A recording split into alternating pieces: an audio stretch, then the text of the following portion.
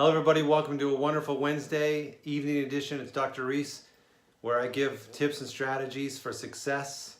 I've been sharing these with my staff for the last at least 3 years, and now that I'm doing it on video, sharing it with whoever's willing to listen on social media. Today I'm going to talk about some strategies that are replicatable or you can use them in not only personal success, but also in the parenting domain, also with patients that we teach some of this to our patients to help them feel better faster, which is what I think we're the best at. And after many years of studying how the body works as a chiropractor, the physical nature of the joints and how the body works as an organism, I'm even more interested and curious about how the mind works and how the brain plays a part in our health and success. So what I want to talk about a little bit today is what we focus on grows. I think many people have had this experience where, let's say you want a white, your dream car is a white, let's say a white Jeep that the top comes off. And once you decide that you really, really want a white Jeep, when you start driving around Las Vegas, isn't it crazy that you start noticing all these white Jeeps? And so what's happened is you've created a filter in your brain that says, as soon as I decide that I want a white Jeep, I start seeing them everywhere. Sorry, this sun is starting to set. Same thing with if you're walking through an airport and there's lots of people talking and loudspeakers, but if somebody pages your name, so-and-so, please call a white courtesy phone, you hear your name. Your brain is set up like that. It listens for things that you want and you like your name. So when we're talking about things that we want to see happen, it works a lot better, and your brain will start looking for those situations to make that thing happen, as opposed to saying what you don't want to have happen. And a lot of people, for instance, will say, with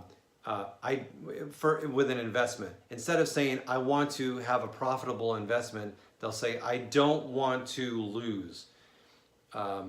So naming the positive aspect of what you want is always more powerful than saying you don't want the negative, what you don't want to have happen.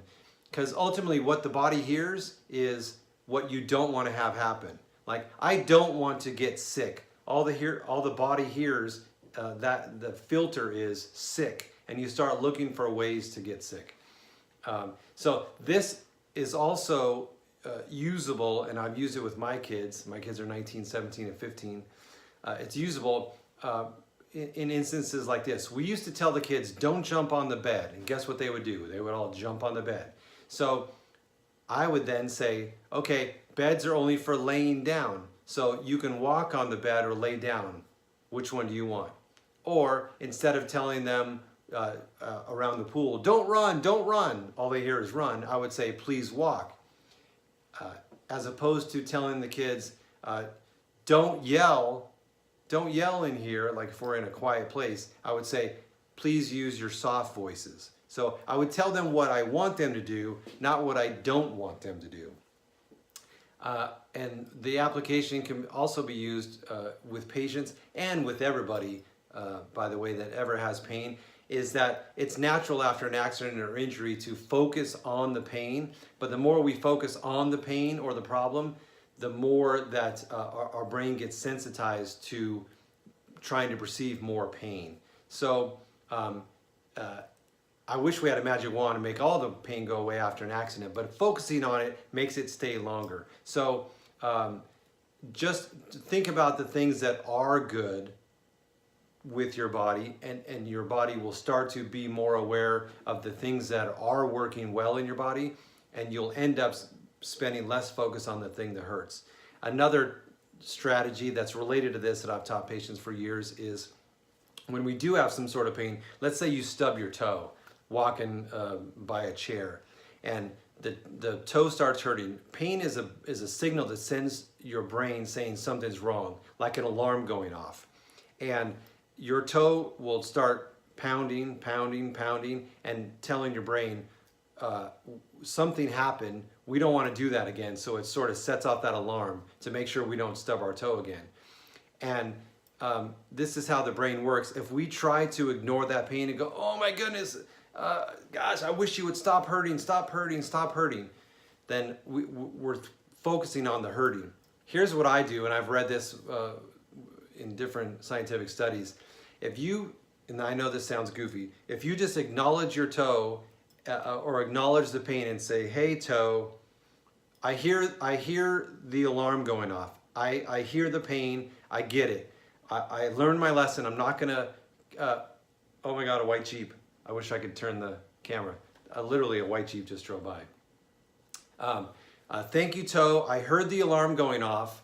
I'm not gonna stub my toe on that chair again.